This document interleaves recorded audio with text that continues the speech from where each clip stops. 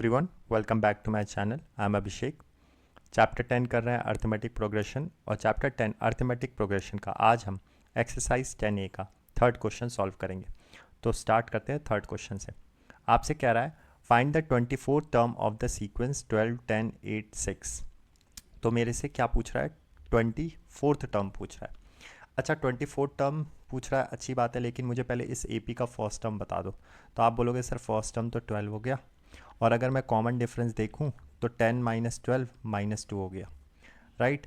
और 24 टर्म पूछ रहा है मेरे से। 24 टर्म अगर मैं देखूं तो ये होता है a+23d, ठीक है। आपको पता है ये AP के जनरल टर्म में, जब जनरल टर्म का जो फॉर्मूला रहता है या nth टर्म का जो फॉर्मूला रहता है उसमें ये वैल्यू रख के सॉल्व करके a+23d आता है।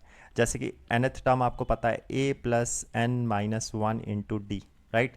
तो आपने यहाँ पे t24 रखा, तो अगर आप देखोगे तो a+n की जगह 24 रखा, 24-1 इंटू डी, तो ये सॉल्व होके t24 क्या आया? देखो a+23d आया।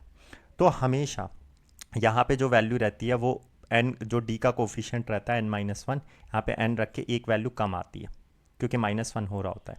तो हम डायरेक्टली लिख सकते हैं कि t24 विल बी a+23d। जब मैं ये लिखता हूँ तो मुझे a पता है कितना है, 12 है, d मुझे पता है कितना है, -2 है। तो जैसे ही मैंने ये लिखा तो मेरे पास आंसर आया 12 प्लस, और ये कितना आ गया? माइनस हो गया, तो ये -46 लिख दो। तो ये 23 इंटू 2 माइनस 23 इंटू -2 -46, तो मेरा आंसर क्या आ गया? -34। This will be my answer, ठीक है।